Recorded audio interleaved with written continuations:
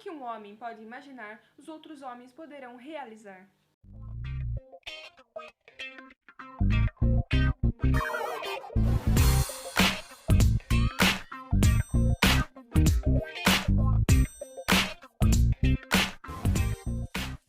Em 8 de fevereiro de 1828, em Nantes, nascia Jules Gabriel Verne, filho de Pierre Verne e Sophie Allotte de Lafouille. Quando criança, Jules e os irmãos Paul, Anna, Mathilde e Marie passavam as férias às margens do rio Loire. Nantes ficava quase de frente para o Oceano Atlântico. Jules adorava romances clássicos de sua época. Robinson de Crusoe, de Daniel Defoe, os Robinsons suíços, de Johann David Wyss, histórias que se passam em lugares remotos, onde os personagens têm que construir civilização a partir do nada. Quando adolescente, o Jules era um excelente aluno em grego, latim, e isso só aumentava o interesse dele pela literatura. Em 1847, Jules é enviado para Paris para começar a estudar direito para seguir a carreira do pai. Só que ele não gostava, ele ia fazer isso só para agradar o pai. Aproximadamente nessa época que Jules começa a escrever histórias e comédias. Porém, o pai acaba flagrando ele fazendo isso e suspende a renda que ele dava para ajudar o filho. E Jules, sem saída, ele se vê obrigado a entrar na bolsa para começar a ganhar dinheiro através do mercado de ações para conseguir continuar escrevendo. Porém, ainda o editor não está disposto a publicá-lo. Jules conhece Victor Hugo e Alexandre Dumas, de quem ele se tornou amigo e criou um clube de amigos solteiros chamado Os 11 Sem Mulheres. Em 1850, ele se torna bacharel em Direito e depois de começar a frequentar salões literários, ele consegue apoio para encenar a sua primeira peça de teatro, Paille Rompi. Eu vou deixar escrito aí esse nome e você tenta repetir comigo. Paille Rompi. Será que tá certo? Me corrijam se eu estiver errado aqui, com certeza, tá? Em 1951, ele publica alguns contos na revista Musée des Familles. Porém, as histórias de Jules ainda eram consideradas científicas demais para serem publicadas. É quando ele tem a primeira crise de paralisia facial, a primeira de muitas. Em 1852, ele abandona o direito para se dedicar à literatura e em 1953 estreia no teatro lírico. Em 1855, ele tem uma segunda crise de paralisia facial, mas isso não impede ele continuar publicando os contos na revista. E em 57 ele se casa com Honorine, uma jovem viúva de 26 anos com 2 filhos. Em 58 ele tem outra crise de paralisia, terceira crise de paralisia facial. E o seu filho Michael nasce em 1861. Um ano depois, Jules conhece o editor Pierre Jules Hetzel, que publicou obras do Victor Hugo, né? Os dois juntos então começam a melhorar umas das obras que Jules estava escrevendo no momento. E então, em 1863, eles finalmente publicam 5 Semanas e um Balão, que foi o primeiro sucesso do autor. Só que o autor, ele nunca tinha estado em um balão. Eu não julgo, porque eu também nunca estive num balão. E quem nunca, né? Hetzel ajudava Jules a melhorar alguns fatos, a sua falta de fé na humanidade, os finais trágicos, o pessimismo do autor, e a parceria acabou durando 20 anos.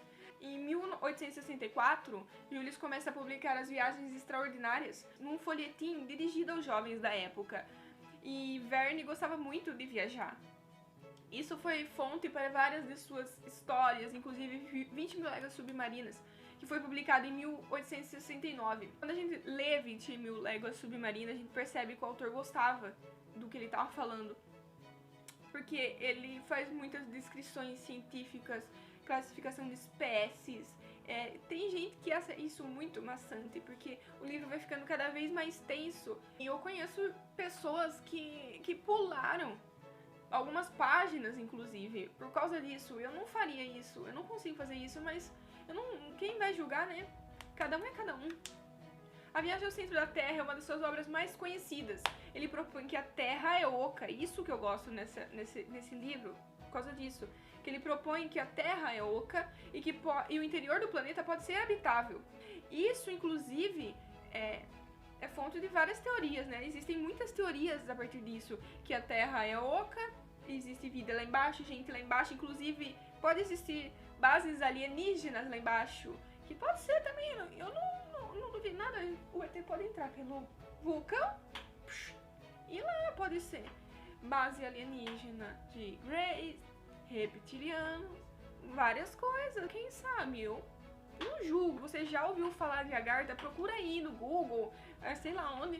Depois você me conta que você vai ficar fascinado com essa história aí. Verne publicou vários outros livros, mas só em 1872 ele publicou A Volta ao Mundo em 80 Dias, que é o meu livro preferido.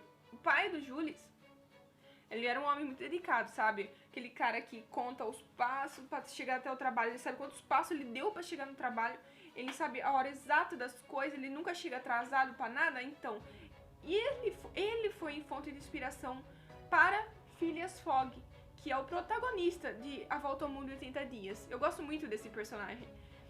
Em 74 e 75 ele publica A Ilha Misteriosa, em 2 partes, porque o livro ele é muito extenso. Então o que ele fez? Ele dividiu em 2. E, inclusive essa história, lembra lá no começo que a gente estava falando dos Robinsons? Tem muita coisa disso daí aí. Então ele resgata essas ideias que ele tinha quando ele era novinho e ele traz para a Ilha Misteriosa. E eu gosto bastante também dessa história. Em 76 as coisas começam a complicar um pouco porque a esposa dele fica doente, o filho dele começa a dar trabalho, acumulando dívida. Quem conhece um pouco da vida do Jules Verne sabe que o filho dele deu muito trabalho e ele foi expulso de casa e acaba fugindo com uma atriz de teatro. Em 85, os romances caem ainda mais e Jules começa a ter dificuldades financeiras e se vê obrigado a vender o seu barco, que ele era tão apegado, porque o Jules ele teve vários barcos. Mas o mais bizarro de tudo é que em 1886, num acesso de loucura, um dos sobrinhos do Jules, do irmão mais velho, chega nele e dá 2 tiros nele, sem motivo nenhum. Um tiro acerta o ombro dele e o outro a perna. E aí, a partir daí, o Jules começa a andar com dificuldade e vai ter dificuldade para andar o resto da vida. Mas o sobrinho foi internado no manicômio, tá? Calma. O sobrinho foi internado. Em 1880, Jules sofre mais uma crise de paralisia facial. E descobre que tem diabetes e bulimia, para complicar ainda mais, porque ainda não estava bom e teve que complicar mais.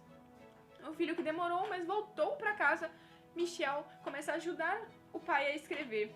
E Jules passa por um processo nessa época também, onde ele foi acusado por um químico de ter usado como modelo para uma de suas histórias, um cientista louco, sabe, de Perante a Bandeira. Mas o cara perdeu aí, nem deu em nada isso daí. Reumatismo, vertigem, perda de visão, a vida do autor complica cada vez mais e em 1897 a situação financeira se agrava ainda mais. Ele começa então a viver recluso, ele se fecha e nos seus acessos de sua crise ele acaba queimando várias de suas correspondências e que isso seria bem valioso hoje em dia, né? Mas ele não para, ele publica mais e mais histórias enquanto isso. Infelizmente, Jules Verne faleceu dia 24 de março de 1905, às 8 da manhã, em decorrência de uma crise de diabetes e paralisia. Mas se você pensa que as obras acabaram por aí, você está redondamente enganado, porque o filho do Verne publicou várias obras depois da morte do pai. O próprio Michel acabou escrevendo alguns trechos que o pai não conseguiu completar. A Espantosa Aventura da Missão Barzac é a última das Viagens Extraordinárias. Jules Verne é o segundo autor mais traduzido do mundo, ficando entre a Agatha Christie, que é a minha autora preferida, e Shakespeare. Então olha o lugar, olha esses 3, né? É isso, gente, eu espero que vocês tenham gostado desse vídeo. Eu procurei trazer algumas informações sobre esse escritor tão maravilhoso aí, que foi inspiração para muita gente, muitas obras. Eu espero que vocês tenham gostado. Se vocês tiverem alguma opinião, alguma curiosidade que eu não citei, deixa aí nos comentários, vai me ajudar. Se você ainda não é inscrito no canal, se inscreve, ativa as notificações, você vai receber todos os vídeos aqui do canal. E se você me dá o like, vai me ajudar. E compartilha com aquele seu amigo que adora esse assunto também, tá bom? Beijos, até a próxima e tchau!